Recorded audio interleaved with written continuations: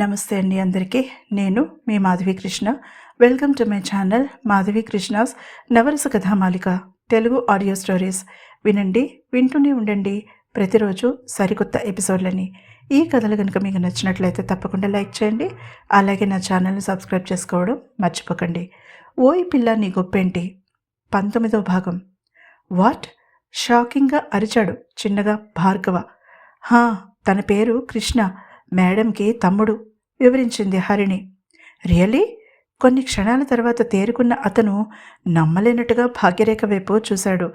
ఆమె ఏమీ మాట్లాడలేదు, మొహం తిప్పుకుంది. గోపి కూడా భార్గవలాగానే ఆశ్చర్యంగా చూశాడు హరిణి వైపు. అంతలోనే అతని ఫోకస్ అక్కగారి మీదకి మారింది. కానీ ఆమె గోపి వైపు చూడలేదు. బావుంది, అత్త మీద కోపం దుత్త మీద చూపించినట్టుగా ఉంది. ఆ పెళ్లి సంబంధం పిచ్చిదైతే నా మీద అలిగితే ఎలా? పెదాలు బిగించి అన్నాడు గోపి. హరిణి భార్గవ ఒకరినొకరు చూసుకున్నారు.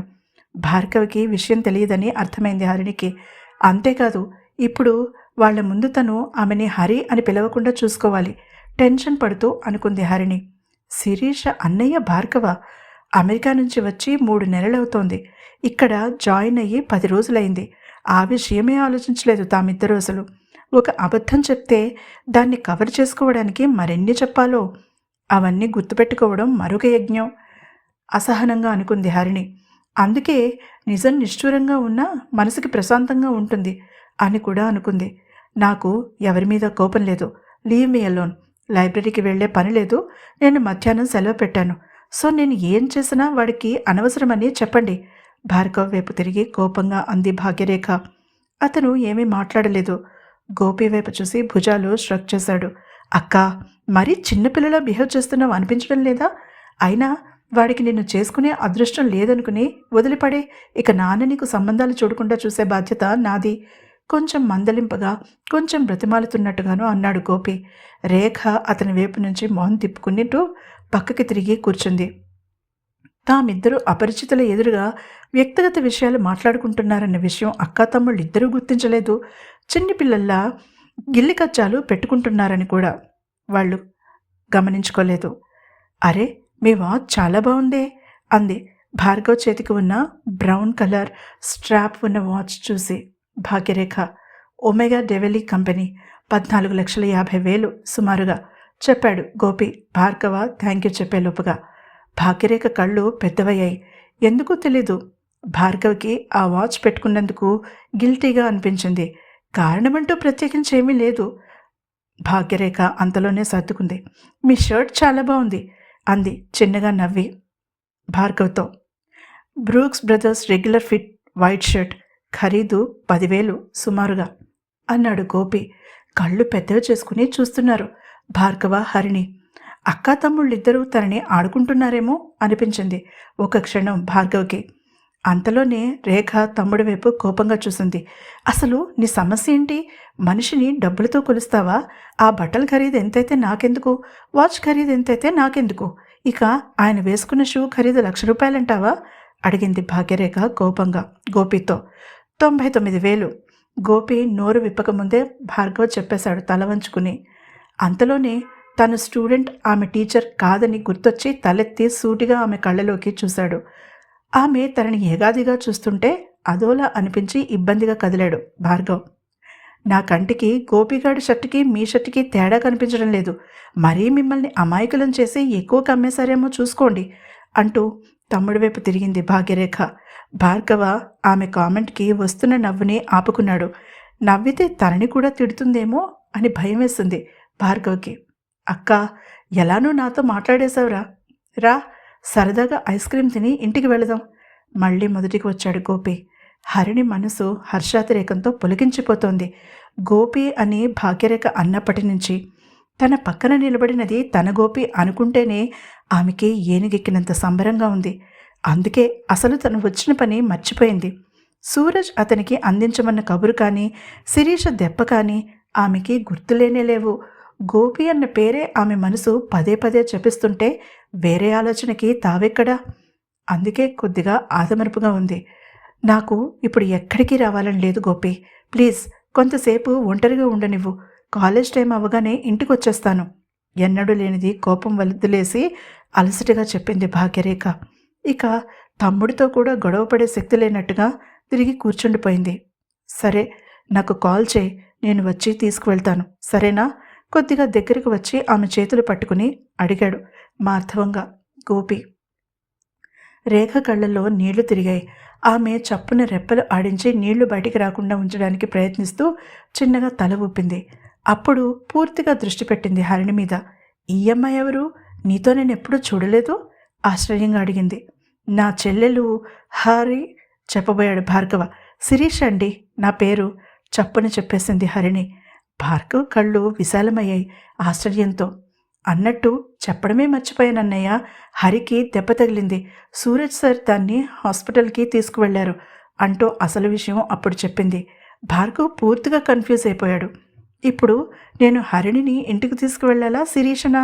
తలగోక్కుంటూ అయోమయంగా అడిగాడు భార్గవ్. ఆశ్చర్యంగా చూసింది భాగ్యరేఖ అతని వైపు. గోపి అనుమానంగా చూశాడు హరిణి వైపు, భార్గవ్ వైపు. అన్నయ్య, నీ మతిమరుపుకి సరిగ్గా సరిపోతావు ప్రొఫెసర్గా. ఇద్దరినీ తీసుకువెళ్ళాలి, ఇద్దరం నీ చెల్లెళ్ళమే కదా అంది అల్లరిగా నవ్వుతూ. కాదన్నానా, అది కాదు నా డౌటు అంటున్న భార్గవ్ వైపు చూసి ఒక వెర్రినవ్వు నవ్వి గోపి వైపు తిరిగింది హరిణి. ఆమెకి అస్సలు అబద్ధం ఆడడం చేతకాదు. తనంతట తానుగా ఒక్క సిచ్యువేషన్ని అస్సలు హ్యాండిల్ చేయడం రాదు. అందుకే శిరీష ఆమెని అస్సలు ఒంటరిగా విడిచిపెట్టదు. కానీ ఎల్లకాలమూ అలా సాగదు కదా. ఇప్పుడు పరిస్థితి ఇలా వచ్చింది. మనం హాస్పిటల్కి వెళ్దాం. అక్కడ పరిస్థితి చూసి ఎంత సమయం పడుతుందో గమనించి అప్పుడు అన్నయ్యకి కాల్ చేస్తాను. ఈ లోపుగా అన్నయ్య క్లాసెస్ కూడా పూర్తవుతాయి గబగబా చెప్పి ఊపిరి పీల్చుకుంది హరిణి.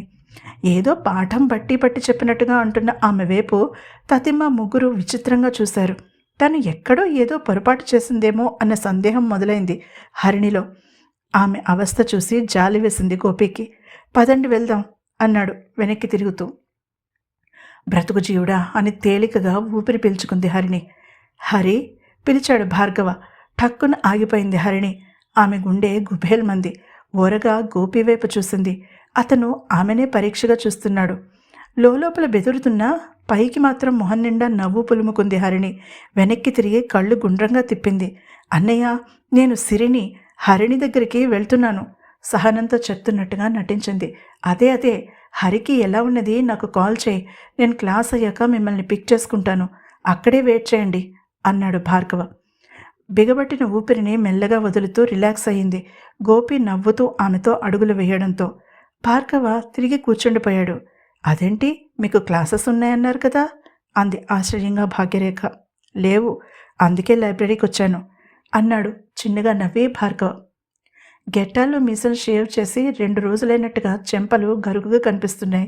పొట్టిగా కత్తిరించిన జుట్టు తల మీద మాత్రం ఒత్తుగా ఉంది, నల్లగా నిగనిగలాడుతూ. గోల్డెన్ ఫ్రేమ్ కళ్ళద్దాల వెనుక అటు ఆకుపచ్చ ఇటు గ్రే కాకుండా మధ్యస్థంగా ఉన్నాయి కంటిపాపలు. సినిమా హీరో హృతిక్ రోషన్ కళ్ళు గుర్తొచ్చాయి రేఖకి. పల్చని వైట్ షర్ట్లో నుంచి కండలు తిరిగిన దేహం స్పష్టంగా కనిపిస్తోంది. అంటే అతను ఫిట్నెస్ ఫ్రీక్ అయి ఉంటాడని అర్థమైంది భాగ్యరేఖకి. అతను చిన్నగా కంఠం సవరించుకోవడంతో ఉలిక్కి పడింది. తను అదే పనిగా అతన్ని చూస్తోందని గ్రహించి సిగ్గుగా మొహం తిప్పుకుంది. మరి మీ చెల్లెలతో వెళ్ళిపోలేకపోయారా అడిగింది. వాళ్ళిద్దరూ తోడు దొంగలు, ఏదో ప్లాన్ చేసి ఉంటారు. నేను వెళ్తే పానకంలో పుడకలాగా నన్ను ఆడేసుకుంటారు చెప్పాడు భార్గవ నవ్వుతూ. రేఖ కూడా చిన్నగా నవ్వింది. ఇంతకీ మీరు పెళ్లి సంబంధం తప్పిపోయినందుకు ఏడ్చారా? అతను తిరిగి టాపిక్ని అటువైపు మళ్లిస్తూ అడిగాడు. ఆమె ఏమీ మాట్లాడలేదు. అతను రెట్టించలేదు. నాది నష్టజాతకం చెప్పింది భాగ్యరేఖ. వాట్? అయోమయంగా అరిచాడు చిన్నగా భార్గవ. నన్ను చేసుకున్న వాళ్ళు అష్టకష్టాలు పడతారట. అసలు సంబంధం చూడడానికి వస్తేనే యాక్సిడెంట్లు అయిపోతుంటే ఇక పెళ్లి చేసుకున్నాక బ్రతుకుతారా అని సందేహమట నవ్వడానికి ప్రయత్నిస్తూ చెప్పింది భాగ్యరేఖ. అతనితో చెప్పడానికి ఆమె సందేహించలేదు. అతను డబ్బున్నవాడని తెలుస్తూనే ఉంది. అతనితో తనకి పని లేదు. అతన్ని ఇంప్రెస్ చేయవలసిన అవసరం అంతకన్నా లేదు. తనులా ఉండదలుచుకుంది భాగ్యరేఖ. నాటకాలు ఆడి ఆడి ఆమెకి విసుగొచ్చేసింది. అందుకే తన గురించి దాచలేదు, మొత్తం చెప్పింది. అతను ఆమె చెప్పేది మొత్తం శ్రద్ధగా విన్నాడు. జాతకాలు ఎవరు రాస్తారు అడిగాడు అంతా విన్నాక భార్గవ. తర్వాత ఏం జరిగింది తెలుసుకోవాలంటే తప్పకుండా తర్వాత ఎపిసోడ్ని వినండి. అలాగే ఈ ఎపిసోడ్ కనుక మీకు నచ్చినట్లయితే తప్పకుండా లైక్ చేయండి. అలాగే నా ఛానల్ని సబ్స్క్రైబ్ చేసుకోవడం మర్చిపోకండి. తర్వాత ఎపిసోడ్తో తిరిగి సోమవారం పొద్దున్న కలుసుకుందాం. అంతవరకు సెలవు. నమస్తే.